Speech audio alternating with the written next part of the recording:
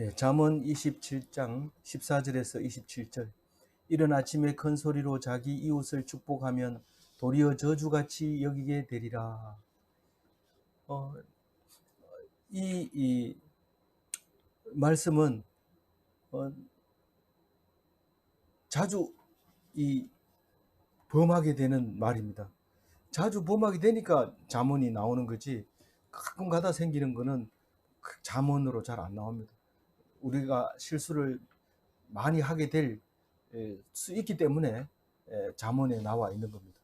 그래서 그것을 어떻게 하면 그런 실수를 안 하면 좋겠나, 그렇게 만든 것이 이제 잠언이죠. 그래서 솔로몬이 만들었고 또 히스기야가 정리를 하고, 그래서 우리에게 이제 읽혀지게 될 때 이게 무슨 말일까요? 이런 아침에 큰 소리로, 원래는 아침에 일어나면 안녕히 주무셨어요 이렇게 하고 말고, 또 보통 이웃집을 만나더라도 그냥 이렇게 슬쩍 지나가면서 거기 목례만 하고 지나갑니다. 왜 그러냐 하면은 뭐 세수를 안 했기도 하고, 또 상대방이 우선 정신을 못 차리고 있는데 누군지 못 알아보는데 이렇게 할 수도 없습니다. 그런데 정신을 차리고 세수하고 아침에 밥 먹고 나왔다 하더라도 만나자마자 안녕히 주무셨습니까? 간밤에 이상이 없습니까? 어, 좋은 아침입니다. 샬롬입니다. 식사하셨습니까? 이렇게 하는 것이 제일, 이른 아침에 살살 얘기하는 게 이른 아침 인사인데, 이른 아침에 큰 소리로 축복을 하는 거예요. 그럼 이게 뭡니까? 알지도 못하고 상황을 알지도 못하고 하는 것은 아주 경박스럽습니다. 아니 몰라도 인사할 수 있지 않느냐 그 말이죠. 몰라도 할 수 있죠. 우리가 문자를 보내면은 어, 그냥 왔는 거 가지고 아멘 감사합니다 이러고 그냥 답장하는 사람이 있어요. 거의 이 실시간으로 보내자마자 막바로 답이 오는 사람이 있어요, 가끔. 근데 이제 그 사람은 안 읽어봤는 게 분명해요. 그러나 그 사람 의도는 압니다. 이게 문자를 보냈는데 수고한다 이런 뜻으로 감사합니다 이러고 보내지만은, 사실 읽어보고 답을 써서 답을 보내줘야 되는데 그렇지 않는 거죠. 이게 14절을 잠언을 자꾸 읽어봐야 되는 이유가 거기 있는 겁니다. 만약에 그게 필요 없다면 대답 안 해도 되지만은, 만약에 그걸 읽어봤다면 읽고 대답을 해줘야 그게 14절을 범하지 않는 겁니다. 어떤 때는 장난 비슷하게 들리기도 하고 그렇게 들리거든요. 그래서 딱 그 이른 아침에 큰 소리로 복을 받을지어다, 이 말은 내가 복을 안 받고 있다는 말이냐 이런 소리로 들리기도 하고, 내가 뭐 대답도 안 하는데 다짜고짜로 멀리서 큰 소리로 복을 받아라 이렇게 얘기를 하는 것이, 그게 때를 따라서 인사해야 될 예인데 그렇게 안 하는 거죠. 이게 원래 이게 축복이라고 하는 이 축복 바라크는요, 인사하다 이런 말도 있지만은 이거를 저주하다로 번역할 수도 있어요. 욥을 욥기에 보면은 욥이 이 의인이다 이러니까, 아이고 그 사람들 한번 쳐보세요, 쳐가지고 저주를 안 하는지 보세요 할 때 이 말을 이 단어를 바라크를 쓰거든요. 그러니까 언제 바라크가 저주로 바뀌냐면은 하나님이나 임금님한테 반역으로 쓸 때, 비웃을 때 쓸 때 그렇게 씁니다. 예를 들어서 임금이 지금 굉장히 어려움을 당했어요. 그런데 가서 만족무강하옵소서 이렇게 하면 말은 축복이지만 임금이 지금 그 소리를 듣게 돼 있습니까? 지금 상황이 반대거든. 저주하는 거나 마찬가지예요. 그건 임금이 그냥 안 두고 혼내주는 거죠. 그거하고 마찬가지로 이른 아침에 큰 소리로 자기 이웃을 축복하면 도리어 저주같이 여기게 되리라, 이런 것을 말할 수 있게 됩니다. 그래서 처음 만나면 샬롬, 안녕, 밥 먹었니, 잘 잤니, 뭐 이렇게부터 먼저 하고 해야 되죠. 15절 읽어봅니다. 다투는 여자는 비 오는 날에 이어 떨어지는 물방울이라. 이 다투는 여자는 불편하죠. 불편해서 원래 비가 오는 날엔 그 방 안에 들어앉아서 부치기 부쳐 먹어야 되죠. 부치기 부쳐 먹으면서 비 오는 거 이렇게 감상하면서 앉아 있는 게 얼마나 멋있습니까? 근데 지붕이 세면은요, 부치기 부쳐 먹을 수가 없어요. 큰 양재기 갖다 받쳐놓고 또 이쪽에 세면 또 여기 갖다 받치고, 안 받치면요 이불에 떨어지고 자리에 떨어지고, 그래서 뭐 집이 아니고 그냥 물웅덩이 되기 때문에 안 되죠. 그래서 물방울이 막 떨어지는 것과 같다, 이렇게 말하고 있잖아요. 그래서 참 물이라는 것은 없으면 안 되지만은, 이게 방 안에 떨어지는 물은 이건 참 곤란하거든요. 그래서 이거는 우리가 뒤에 보면은 현숙한 여인에 대해서 나옵니다.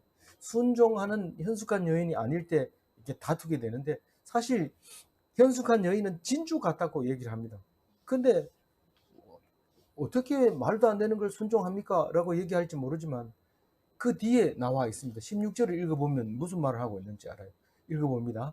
그를 제어하기가 바람을 제어하는 것 같고 오른손으로 기름을 움키는 것과 그 같으니라. 사실은 남자가 남자를 제어할 필요는 없습니다. 왜냐하면 가정에는 남자가 둘이 있지는 않거든요. 무슨 뭐 여자 하나에 남자 둘 이렇게 사는 거는 비정상적인 삶이고, 여자 하나 남자 하나가 자녀를 놓고 사는 게 가정인데, 이 가정에서 결국은 남자가 여자를 제어를 해야 돼요. 제어한다는 건 다른 말로 우리 전기공학에는 잘 쓰지만은 보통 다스린다 이런 말을 쓰죠. 다투는 여자를 다스리는 것은 어렵다라고 16절에 이어서 말하고 있는데, 그게 얼마나 어려운지 바람을 잡는 것과 마찬가지다. 기름을 오른손으로 옮기는 것과 같다. 이 말은 보통 우리가 기름이 뚝 떨어질 때는 막대기가 이렇게 꼽혀 있는 것처럼 보여요. 이 기름은 뭐 이렇게 흔들리거나 변화가 없기 때문에. 그래서 얼핏 보기에는 이게 뭔가 하고 젓가락인가 하고 딱 잡으려고 하면 이게 안 잡히잖아요. 그래서 젓가락처럼 생겼지만 오른손으로 젓가락질 하려고 딱 잡으면 안 잡히는 것처럼 그렇게 표현을 했어요. 그래서 성경을 보면은 하나하나 읽어보면 너무 재밌는 것이 많아요. 어떻게 이렇게 표현을 했을까? 왜 오른손으로 기름을 움켜쥘까? 그런데 이게 젓가락질은 왼손으로 하는 사람이 많지 않거든요. 그래서 오른손으로 딱 잡는다는 거는 그게 무슨 작대기나 뭐 이렇게 생각해서 오른손으로 딱 잡았을 때 나는 잡히지 않는 거거든. 바람을 제어한다는 거는, 우리는 뭐 요즘 바람을 제어하고 무풍 에어컨도 나오고 이러지만 그 바람은 참 제어하기 힘듭니다. 그래서 뭐 강력한 바람, 뭐 돌풍, 무슨 뭐 자연 바람 뭐 이렇게 해서 하는데 택도 없죠. 그게 그렇게 안 됩니다. 그래도 아직도 바람을 계속 연구하고 있죠. 어떻게 하면 이 바람을, 방 안에 공기를 깨끗하게 할까? 공기 정화기에서부터 에어컨이나 이런 것까지 전부 바람을 제어하는 것을 연구하고 있는데 구석구석이 쉽지 않습니다. 그럼 바람이 구석구석이 안 가느냐? 안 가는 것도 아닌데 거기를 가게 하기가 그렇게 쉽지 않는데, 그게 마치 남자가 여자를 다루는 것과 마찬가지입니다. 이 남자는 가정에서 확실하게 그 방향을 제시해주고 이렇게 해야지, 남자가 남자 구실을 못할 때는 결국은 여자가 순종을 못하게 되고, 순종을 못하게 되면 다투는 여자가 되고, 다투는 여자와 함께 있게 되면 그게 불편한 것이 되게 되는 거죠. 그런 거기 때문에 여기서 여자를 어떻게 다루어라 이렇게 써놔야 되지, 이렇게 써놓으면 우리를 어떻게 하라고요? 그게 지혜에서 나오는 건데, 그걸 모르니까 가르쳐 줘도 안 돼요. 뭐 우리 이 남자가 여자를 다루는데 아무리 바보 같은 사람을 가르치려도 안 들어갑니다. 머리에 안 들어갑니다. 엉뚱한 짓을 합니다. 여자를 만나면 이렇게 해라 이렇게 가르쳐 주면, 그건 가르쳐 주는 게 아니고 본능에서 나와야 되고, 그게 여자를 통째로 움직일 수 있는 것은 능력이 있어야 되고 사랑해야 되고, 그런 조건을 놓쳐버리고 바보같이 자꾸 해줄 대로 기다리고 뭐 엉성이나 부리고 이러면 통제가 안 되죠. 지금 하늘에 저 지붕에서 비가 새는데 들어놓아 가지고 그게 뭐 안 순종하는 여자를 기대한다는 건 말이 안 되잖아요. 그거는 그냥 성경에는 그래도 그렇게 얘기 안 합니다. 이 잠언에는 제어하기가 참 힘들다가 아니라, 뭐 힘들 게 뭐 있어요. 힘든 건 아닌데 오른손으로 기름 잡는 거하고 마찬가지고 바람을 제어하는 거나 마찬가지다. 네가 사랑을 해줘야 되고 네가 능력으로 여자가 뭘 할 때를 기다리지 마라. 뭘 해주기를 바라지 마라. 네가 해라. 그런 말을 우리가 이 15절, 16절에서 볼 수 있게 되는 것입니다. 17절 읽어봅니다. 철이 철을 날카롭게 하는 것 같이 사람이 그 친구의 얼굴을 빛나게 하느니라. 철이 철을 어떻게 빛나게 합니까? 날카롭게 합니까? 이 철은 대장간에서 나옵니다. 그냥 어디 산에서 주워오지는 못합니다. 왜냐하면 철은 누군가가 만들어야 되는데, 철 만드는 그 대장간에 가서 이렇게 보면 전부 쇠로 돼 있어요. 망치 밑에 저기 받치는 그 뭐라고 하죠? 그 이름을 금방 잊어버렸는데 밑에 이 쇠를 이렇게 받쳐놓고 그 위에다 맹치를 때리죠. 그 받치는 것도 세고 두드리는 것도 세고, 그런데 어떻게 그렇게 날카로운 게 나옵니까? 이 철이 벌겋게 달아있을 때는 연하거든요. 이 연할 때 때리면은 날카로워지죠. 그리고 물에 탁 담그면 강해지죠. 그래가지고 칼을 만들고 명검을 만들고 그렇게 합니다. 그 철이 철을 만드는 거지, 뭐 철 저기 스스로 아니면 뭐 철을 만드는 무슨 다른 재료가 있는 게 아니라 철이 철을 만든다는 것을 우리 알고 있습니다. 근데 친구는 친구를 만든다, 이런 말입니다. 친구라는 것은 혼자서 친구라는 건 없습니다. 친구는 적어도 둘 이상이 돼야 친구가 되는데, 그 친구가 좋은 친구다 이런 말은 그 상대방 친구를 봐야 그 친구를 알지, 지 혼자 좋은 친구고 저 친구는 나쁜 친구고 이런 건 없습니다. 서로 이렇게 상호 보완적으로 친구를 만들어 줘야 되는데, 어, 그래서 부모들이 자꾸 좋은 친구 만나라, 좋은 친구 만나라 이런데, 네가 좋은 친구가 되라 이렇게 가르치는 부모가 많지 않아요. 네가 좋은 친구가 되라, 네 왕따하고 놀지 마라 이러지 말고, 니는 꼭 왕따하고 놀아라 이러면은 왕따가 안 됩니다. 왜냐하면 왕따는 혼자지요. 혼자가 왕따인데 니는 왕따하고 놀아라 이러면 그 아이는 왕따도 안 되고 자기도, 그 아이도 왕따가 안 되는 거죠. 그래서 우리는 왕따하고 놀지 말아라 이런 얘기를 자주 하게 되는데, 마음을 그렇게 말하고 싶은데 그렇게 말하지 말아야 됩니다. 꼭 내가 왕따하고 놀아줘야 되고 내가 좋은 친구가 돼줘야 되지, 좋은 친구 찾아가지고 가면 다 도망가고 자기 혼자 남게 됩니다. 그래서 그 지혜가 있어야 돼요. 지혜 있으려면 친구 찾으러 댕겨야 돼요. 그게 아니라 성경 말씀을 열심히 읽다 보면 또 다른 사람이 성경 읽는 사람을 딱 만나게 되면 둘이는 진짜로 잘 만나는 좋은 친구를 만나게 되는 것이죠. 18절 읽어봅니다. 무화과 나무를 지키는 자는 그 과실을 먹고 자기 주인에게 시중 드는 자는 영화를 얻느니라. 이게 무슨 말입니까? 이게 자문은 자문이겠네요. 이러면서 이렇게 읽을 수 있지만은, 과실나무, 그러니까 과수원을 관리하면 당연히 과일을 먹죠. 자기가 주인이 아닌데요. 아니면 떨어진 거 주워 먹으면 되죠. 더 맛있어요, 떨어진 거는. 그러니까 자기 거 아니라도 뭐 식은 뭐 쌓아놓고 먹지는 못하지만 그건 주워 먹을 수 있는 거예요. 얼마든지. 관리인은 주인이든지 아니든지 상관없이. 자기 주인에게 시중 드는 자는 영화를 얻느니라. 영화를 얻는다는 게 뭡니까? 이 주인이 존귀하게 여기는 거예요. 존귀하게 여기는 거예요. 이 자기한테 시중을 잘 드는 사람. 심지어는 그, 그, 그 안드로이드, 사이버, 로버트가 자기 시중을 잘 들면 너무 애지중지하고 누가 사간다 해도 안 되고 고장 나면 고치려고 그러고 이렇게 하는 거죠. 강아지도 마찬가지고 자기에게 잘 따르면은 아끼는 거죠. 근데 종이 주인을 잘 시중을 들면 존귀하게 여기고, 먹을 것이 먹다가 남은 게 있으면 꼭 생각나고 먹기 전에도 생각나고 그렇게 하는 거죠. 그건 뭔 뜻이에요? 자기 본분을 다 하면 하나님이 주시는 은혜를 말하고 있는 겁니다. 내가 정말 과실을 먹고 싶고 또 존경을 받고 싶고 존귀하게 되고 싶으면 생각해 봐야죠. 내가 지금 내가 할 일을 잘하고 있는가? 내가 할 일이 뭐냐? 내가 할 일이 딴 거 없습니다. 뭐 열심히 돈 버는 거, 돈 벌어서 뭐 할 건데? 지금 안 벌어도 되면 안 버는 거예요. 일용할 양식만 있으면 돼요. 그 열심히 하나님 말씀 듣고 나면 내가 존귀하게 된다는 것을 알게 되죠. 그걸 모르면은 엉뚱한 짓을 하고 하나님 말씀 안 듣고 방탕하게 되는 거죠. 19절 읽어볼게요. 물에 비치면 얼굴이 서로 같은 것 같이 사람의 마음도 서로 비치느니라. 이게 물에 비치면 얼굴이 서로 비치잖아요. 사람의 마음도 서로 비치니라. 이 말은 뭘까요?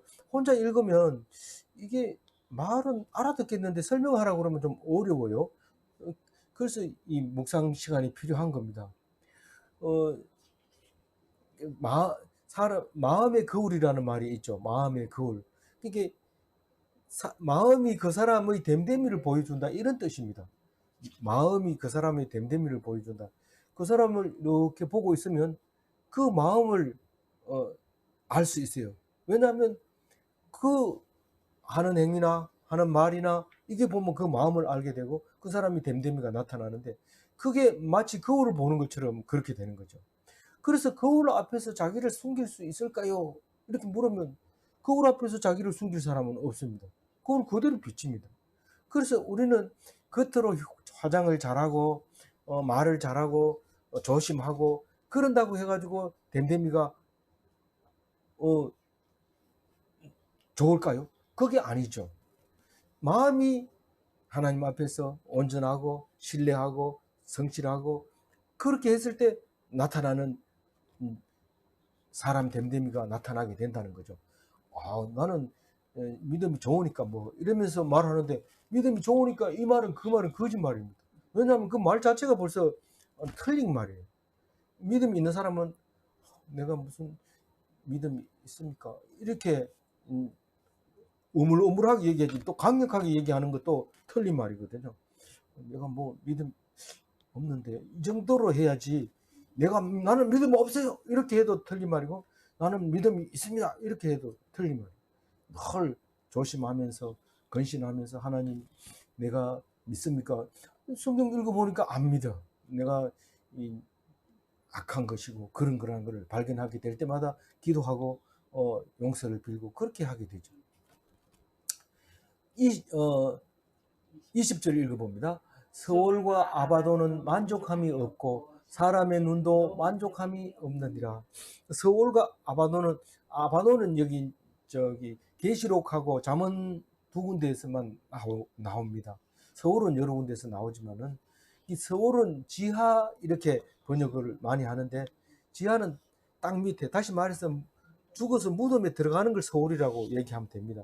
뭐 다르게 표현한 것처럼 보일 때도 있지만은 그래도 그게 기본적으로 이제 말입니다. 지하, 땅 밑, 무덤, 이게 서울인데, 이 서울과 아바돈이 왜 만족함이 없어요? 이 땅은 아무리 사람을 묻어도 한없이 달라고 합니다. 땅이 없어서 못 묻겠다 이렇게 땅이 말하지는 않습니다. 근데 천국은 인원이 수가 있어요. 14만 4천 명 이상 들어오면 안 된다. 그러면서 지금 몇 명 찼습니까? 이렇게 물으면 그것은 비밀이야. 안 가르쳐 줍니다. 안 가르쳐 주고 그 수가 차기까지 예수님은 하나님 우편에서 나라를 통치하고 있습니다. 그 수가 딱 차면 이제 무덤이 열리고 믿던 자들이 일어나고 하늘에서 공중에서 예수님을 만나고, 그 다음으로 살아서 믿는 사람이 하늘에서 공중 들림을 받아서 예수님을 만나서 천국에 들어가게 되면 이 나라를 하나님께 바치는 거다. 그게 새천년이다, 새하늘이다, 이제 이렇게 얘기를 하고 있습니다. 그거는 요한계시록에 있는 계시록이기 때문에, 계시받은 얘기이기 때문에 우리는 그 계시를 다르게 볼 수도 있습니다. 계시라고 하는 것은 꼭 그대로 이루어진다는 뜻이 아니라 환상으로 보여주는 거기 때문에 그건 그런 뜻이야 라고 말하는 거죠. 꿈을 여러 가지 해석하는 것과 마찬가지로 다만 있는 얘기를 가지고 있는 대로만 얘기하는 것이 맞다, 그렇게 생각하죠. 그런데 아바도는 뭐냐라고 물으면은, 이 서울과 비슷하지만 아바도는 이 무저갱이라는 거는 바닥이 없는 우물이란 말입니다. 우물에 떨어질 때 이 무한정 바닥이 없이 떨어지면 어떻게 될까요? 그러니까 무중력 상태가 되잖아요. 무중력 상태가 되는데, 땅 위에서도 무중력 상태를 만드는데 그거를 아주 높은 데 올라가 가지고 지구를 향해서 떨어지면서 무중력 시험을 해서 우주선 탈 사람들 이제 연습하는데 기껏 해봐야 뭐 2분 정도, 2분 떨어지는 무중력 상태로 떨어지는 속도가 그거밖에 안 됩니다. 그 안에 연습 다 해봐야 됩니다. 해보고 또 올라가려면 돈 많이 줘야 되죠. 그렇게 무중력 상태가 되는데 무중력 상태의 사자가 아바돈이다. 이렇게 계시록을 보면 그렇게 나오는 거죠.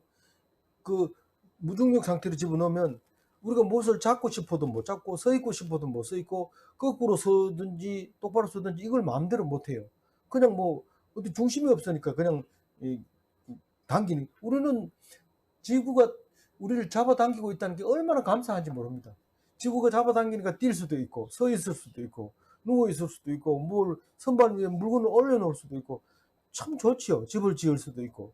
근데 이게 무중력 상태가 되면 집도 못 짓고 고향도 없고 그렇습니다. 그래서 그걸 아바돈이라고 얘기를 한 거죠. 그래서 한문으로 쓸 때는 유명 이래가지고 황천, 불교에서 황천 이런 말을 쓰죠. 저성, 황천 이런 말로 유명 이렇게 쓰기도 하는데 그걸 그대로 번역했다가 지금은 이제 원어를 아바돈으로 그냥 땡겨와서 쓰고 있는 거죠. 그래서 거기다 그건 서울과 같은 말이에요. 어떤 사람은 서울로 간다, 아바돈으로 간다 이렇게 생각하고 있는데 그걸로 이제 가는 거예요.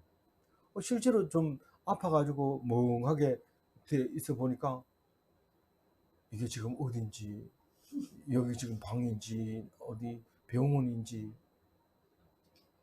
이래가지고 어딘지 몰라 멍해가지고 있을 때 이게 아마 무중력 상태로 들어가는 게 아닌가 옛날에 그래 생각을 했을 수도 있어요. 중심이 없으니까 어딘지 모르는.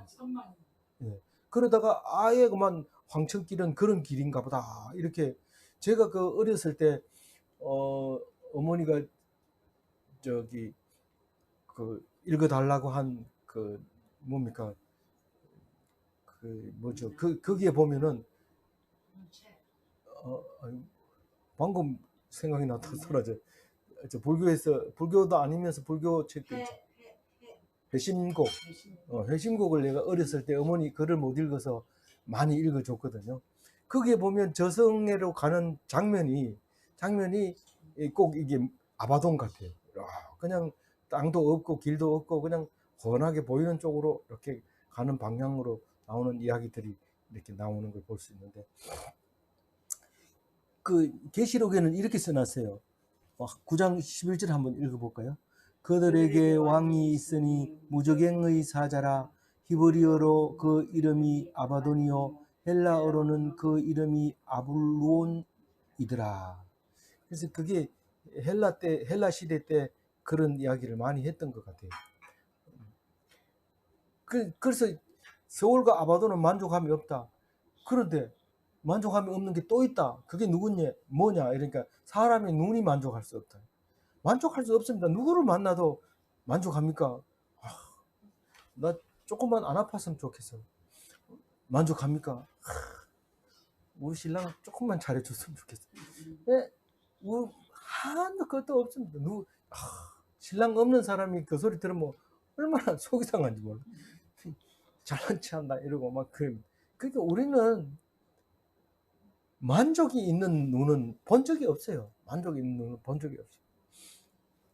뭐 있으면 한번 좀 얘기 좀 해주세요. 누가 우리 눈은 그렇다 그 얘기를 하고 있습니다. 20절을 막 기껏 한다는 게 뭐 만족하는 사람이 있으면 나와보라 그래 뭐 이 정도밖에 우리는 얘기 못합니다. 그렇지만 잠언에는 27장 20절에는 서울과 아바돈은 만족함이 없고 사람의 눈도 만족함이 없느니라 이렇게 얘기하면 얼마나 멋있어요. 역시 성경 본 사람 다르네 이렇게 얘기할 거 아니에요. 그럼 얘기 끝나는데 인간은 왜 그래 이러면서 막 이렇게 할 필요도 없어요. 21절 읽어봅니다. 도가니로 은을 풀무로 금을 칭찬으로 사람을 단련하느니라. 이거 혼자 읽으면 그냥 넘어가든지 아니면 답답하든지 이렇게 할 텐데 이걸 오늘 같이 읽어보면 참 재미있어요. 이 도가니로 안 들어갔다 나와가지고는 아무리 은이라고 자랑해도 소용없어요. 도가니 딱 들어갔다 나와야 그게 은이다. 순도가 높아지니까요. 금도 마찬가지로 풀무는 도가니하고 풀무하고 풀무 위에다가 도가니를 이렇게 얹어 넣는 거거든요. 풀무는 바람을 불어 넣는 걸 풀무라고 하고 도가니는 그 그릇을 도가니라 하는데 그 두 개가 한 세트입니다. 근데 이 시편처럼 자문을 말하다 보니까 이렇게 되는 거예요. 도가니로 은을, 풀무로 금을, 칭찬으로 사람을 단련한다. 이렇게 얘기할 때 칭찬으로 어떻게 단련하나 이렇게 물어보면요. 그 단어 자체가 아주 히브리 단어에 묘미가 있는 것이죠. 단련이라는 단어가 폐라고 하는 단어인데 사실은 이게 많이 쓰여요. 전치사로 쓰이고 또 일반 명사로도 쓰이고 희귀한 단어죠. 그런데 이 전치사로 쓸 때는 뭐뭐에 일치하여 이렇게 사용되지만 명사로 쓸 때는 입이나 구멍이나 맨 끝이나 마음이나 일치된 말 이럴 때는 이렇게 폐라는 단어를 쓰게 됩니다. 다시 말해서 사람 연단이라고 하면 점점 못되게 돼가는 것을 연단이라고 안 하잖아요. 인간이 진짜로 인간다워질 때 야 연단 받았다 이렇게 얘기하잖아요. 고난을 통과해서 연단을 받으면 연단 받았다고 얘기하는데 그 고난 받을 때에 맨날 혼나고 책망받고 이렇게 해서 끝나는 게 아니라 결국 그 끝에 가가지고 칭찬을 받았을 때 연단 받았다고 하는 거예요. 칭찬 안 받고는 연단 받았다고 말을 못 합니다. 어떤 어려움이든지 어떤 성공을 했든지 간에 칭찬 받으면 그 사람은 단련된 사람이고 아무리 그 잘난 사람이라도 칭찬 안 받으면 단련 안 된 사람이라고 말하는 거죠. 그래서 이거를 읽으면서 한꺼번에 쭉 그림이 그려져야 되는데 그림이 잘 안 그려져요. 21절이. 그래서 오래오래 생각하다 보니까 오늘 중심 말씀이 된 거예요. 그래서 고난을 통과해 칭찬을 받은 사람. 고난만 받아가지고는 소용없고 고난을 받은 다음에 칭찬을 받았을 때 그게 연단 받은 거예요. 예, 그게 아주 중요한 포인트죠. 질문을 잘해주면은 설명도 잘해주죠. 감사합니다. 그래서 책망 그 자체, 그 곤란 받는 그 자체는 가지고는 아무것도 단련을 시킬 수 없습니다. 고난을 통해서 그 끝에 가서 그런 고난을 이기고 참 사람 잘한다. 그랬을 때 그 사람을 단련됐다, 연단 받았다 이렇게 표현을 한다는 겁니다. 아직도 고생을 하고 있어. 그건 연단 받는 게 아니고 통과돼야 연단이 됐다고 말한다는 것입니다. 여기 도가니에 들어서 액체 상태로 있을 때는 은이라고 말하지 않고 도가니에서 액체 상태로 있다가 다시 그 입구를 통과해 가지고 형태가 잡히면 그때 은이라고 말한다. 그거죠. 22절 읽어봅니다. 미련한 자를 곡물과 함께 저주해 놓고 공의로 찌을지라도 그의 미련은 벗겨지지 아니하느니라. 예, 뭐 많이 외우고 있는 말이죠. 미련한 자를 곡물과 함께 넣고 찌우면 어떤 그 똑같은 곡식을 안 넣고 찌우면은요, 이 연한 곡식은 가루가 되고 딱딱한 곡식은 안 찌이고 이렇게 됩니다. 그래서 비슷한 걸 넣어서 절구에다가 넣고 공이로 찌어야 되지. 이게 미련한 한자하고 곡물하고 같이 넣어가지고 찌우면은 곡물은 다 찌어졌는데 이 미련한 자는 그대로 이래 나옵니다. 뭐 같아요? 마치 고무를 넣고 찌는 거랑 마찬가지예요. 이게 고무는 멀쩡하게 나옵니다. 곡식은 다 찌어가지고 나옵니다.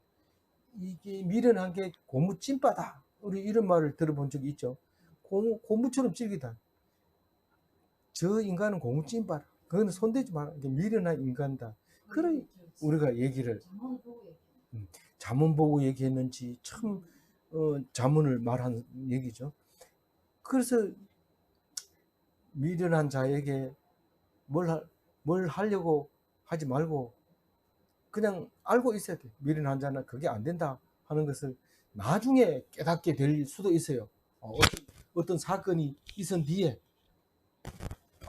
이게 잠언을 미련한 자는 곡물과 함께 절구에 넣고 공의로 찌을지라도 그의 미련이 벗겨지지 아니하느니라 하는 말이 있지 않느냐 이렇게 말할 수 있는 거죠.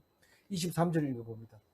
내 양떼의 형편을 부지런히 살피며 내 속죄에게 마음을 줘. 요 앞에 이 비슷한 잠언이 있었죠. 내 본분을 다하라. 내 본분을 다하라. 오늘 23절도 내 본분을 다하라. 본분을 다한다는 거는 오늘 할 일 다 했다 이러면서 이렇게 하는 게 아니라 부지런히 시간이 있으면 또 하고 없으면 할 수 없어요. 시간이 없으면 어떻게 합니까? 할 수 없지만은 그렇지 않으면 부지런히 형편을 살피는데 양떼가 지금 풀 있는 대로 가고 있는지 아니면 낭떠러지로 가는지 아니면은 늑대들이 잘 나타나는 숲으로 가고 있는지 잘 살펴 부지런히 살펴. 니 보고 뭐 땅 파라는 얘기 아니고 니 보고 살펴보라고 이런 말이죠. 그러면 소떼도 마찬가지죠.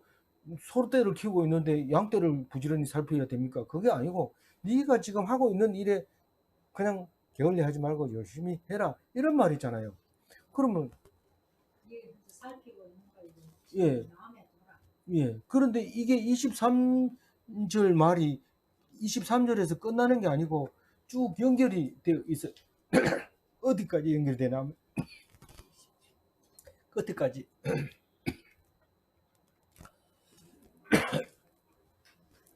끝에까지 연결이 되는데 제목을 본분을 다하라 이렇게 안 해놓고 뭐라고 했어요? 예.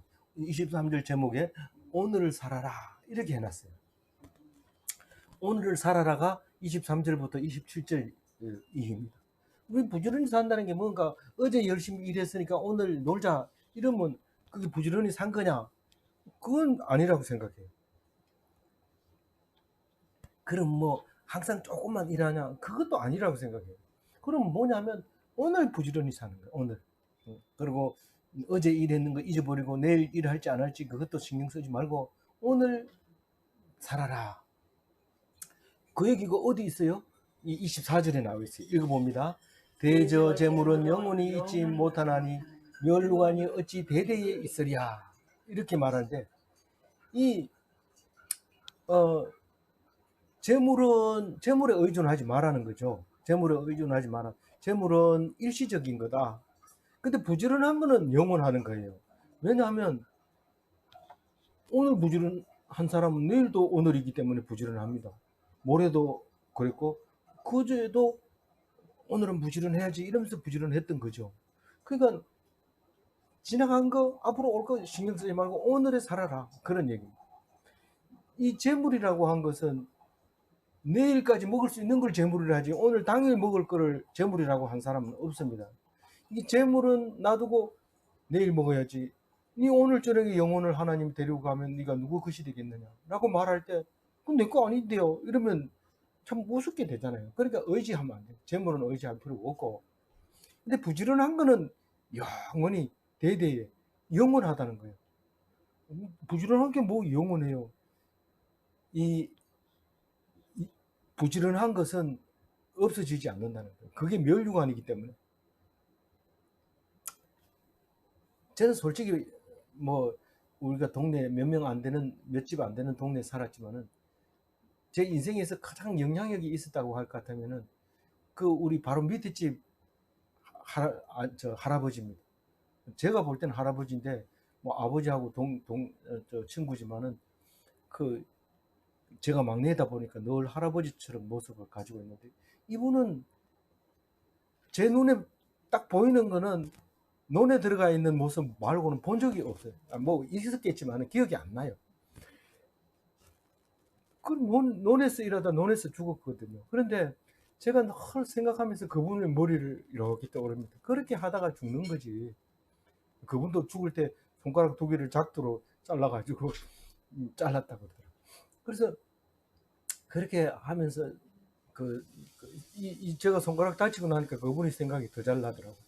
그게 뭐 우리 집 식구도 아니고 뭐 누구도 아니고 그분이 늘 이렇게 마음속에 생각이 나요. 그래서 우리는 부지런한 것이 면류관이다 그런 말을 할 수 있어야 돼요. 할 수 있어요. 그게 뭐 잘한다가 아니고 또 돈을 많다 이것도 아니고 그냥 부지런한 그것이 우리에게는 면류관이다 이렇게 생각이 되집니다. 그리고 25절은 뭔 얘기합니까? 풀을 벤 후에는 새로움이 돋나니 산에서 꼴을 거둘 것이니라. 이게 일하는 사람들을 얘기 들어보면요, 내가 말하는 그분은 말을 안 합니다. 인사하면 이러고 끝나고 더 이상 얘기 안 합니다. 근데 보통 사람들은 제 기억에 안 남는 이유는 말을 많이 해서 그런 것 같아요. 제 생각에 그래요. 그 풀을 베고 딱 나면은 이제 다음에 먹을 거 없다는 거예요. 그러니까 안 벤다는 거예요. 이 게으른 사람이 하는 말이죠. 그걸 딱 베고 나면 다시 그 풀이 자라기 때문에 그 밥만 생각하면 그 배면 안 날 수도 있지만, 그걸 베고 나가지고 또 다른 데 베다 보면 또 나기 때문에, 그러니까 그거는 신경 쓰지 마라. 새움이 돋아서 산에 꼴이 가득하다. 그 얘기를 25절에 하고 있는 겁니다. 얼핏 읽어보면 무슨 말을 하는지 잘 몰라요. 새로움이 돋나니 산에서 꼴을 거둘 것이니라. 베라, 자꾸 베라 이 말이죠. 걱정하지 말고 부지런히 양떼를 먹이고 소떼를 먹이고 풀을 없어질까봐 걱정하지 마라. 그런데 보통 우리가 농사 짓는 사람들 가서 얘기 이렇게 들어보면 말이 많아요. 근데 특히 누가 말이 많냐면 농약을 안 쳐서 병든 사람, 주인, 땅 주인, 또 뭐 이런 사람들은 무슨 그렇게 말이 내가 잘하려고 농약을 쳤는데 그만 다 이렇게 죽어버렸다고 얘기하기도 하고, 뭐 할 말이 얼마나 많은지 몰라요. 근데 부지런히 그냥 하는 사람은 일은 하죠. 그것만. 예, 그 모습을 지금 같이 연결해 주신 것 같아요. 26절 읽어봅니다. 어린 양의 털은 내 옷이 되며 염소는 밭을 사는 값이 되며. 이 양털 옷 따뜻합니다. 근데 겨울이 됐는데 나는 양이 없는데 양 한 마리 주세요. 나 이 껍질 벗기가 옷 입으려고요. 이러면 누가 양을 줍니까? 안 주죠. 뭐 혹시 주더라도 뭐 내년에 농사 다 져가지고 갚으려면 그 빚쟁이 돼서 안 되죠. 그러니까 열심히 꼴을 먹이고 이런 사람은 털옷을 입게 되죠. 살려고 하면 비싸지만 양 한 마리 잡으면 자기 옷은 되잖아요. 그렇게 이 염소는 뭐 고기를 안 먹으니까 그냥 팝니다. 팔면 염소 사가지고 가가지고 게소주 만들어서 팔기도 하고, 그리고 염소탕 만들어 팔고, 그래서 그거 가지고 또 밭을 사가지고 또 농사도 짓고 그렇게 하는 거죠. 마지막 절인데요, 같은 제목으로 오늘 부지런히 살으라는 뜻입니다. 27절, 염소의 젖을 넉넉하여 너와 내 집의 음식이 되며 내 여종의 먹을 것이 되느니라. 이게 염소 젖이 많이 났나 봐요. 염소 젖이 한 집에 한 마리만 있어도 된다고 TV에도 보니까 그게 나오더라고. 아주 그렇게 많이 나오는데, 그걸 끓이면 또 치즈가 되기도 하고 뭐 이렇게 하는데, 뭡니까, 열심히 하다 보면은 염소가 그렇게 되는 거지. 돈 벌러 간다든가 뭐 이래가지고 고생만 한다든가 이러면 그거 못 먹는 거죠. 그 돈 벌어 가지고 사 먹는 젖은 그다 뭐 설탕 타고 뭐 이래 가지고 안 좋은 것도 막 타고 뭐 그런 것도 먹어야 되잖아요. 근데 자기가 했는 건 좋잖아요. 근데 자기 식구들만 먹는 게 아니라 그 일하는 일꾼들도 그것을 먹게 되죠. 뭐 일꾼이래 말하면 뭐 굉장히 많은 것 같이 보이지만 여종도 같이 먹을 수 있고 이렇게 하는 것이죠. 그래서 말씀에 순종하면 넉넉해진다. 그런데 오늘을 살아라 이 말은, 우리는 오늘 매일 성경을 읽고 묵상해라. 그러면 먹을 거 걱정 없다. 정말로 말씀에만 집중하면은 먹고 삽니까? 말씀으로만 가지고 충분히 먹고 삽니다. 일을 안 해도 나라에서 돈 주는데, 일하면서 말씀 보는데 왜 굶기겠습니까? 그러니까 말씀을 순종하면 넉넉하게 보상해주는 오늘을 사는 사람 다 되시기 바랍니다. 제가 21절 가지고 정리를 하면은, 도가니로 은을, 풀무로 금을, 칭찬으로 사람을 단련하느니라, 이 말씀 가지고 정리를 하면, 사람의 책망으로는 절대로 연단 받을 수 없습니다. 야단친다고 혼내준다고, 야단치는 사람 막 야단치다가 잘했다고 칭찬해 줄 수 없습니다. 그거 불가능합니다. 잘못했다고 야단 쳤을 때 그걸 했으면 그건 당연한 거지. 칭찬받을 일이 아닙니다. 그런데 숱한 고생을, 그러니까 야단 안 맞고도 열심히 했는데 그걸 나와가지고 칭찬받으면 그거는 연단 받은 거죠. 말씀으로 훈계 받으면 사람이 바뀝니다. 뭐 야단 안 쳐도 말씀이 나를 똑바로 가게 하거든. 그럼 그 변화 받으면 그건 연단 받은 거죠. 그래서 우리는 그 어려움을 말씀으로 훈계로 받아서 큰 변화 받는 그리스도인이 다 되시기 바랍니다. 기도하겠습니다. 하나님 감사합니다.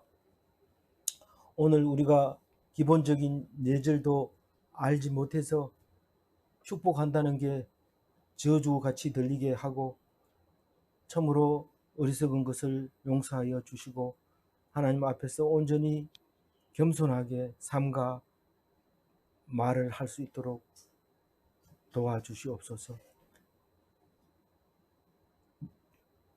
우리가 어떤 일을 하더라도 말씀을 제일 먼저 묵상하고 생각하며 살아가게 하시고 지혜롭게 살아가게 하여 주옵소서. 우리 하는 일을 거울 삼아 볼 수 있게 하여 주옵소서. 감사하고 우리 주 예수 그리스도 이름으로 기도 올리옵나이다. 아멘. 감사합니다.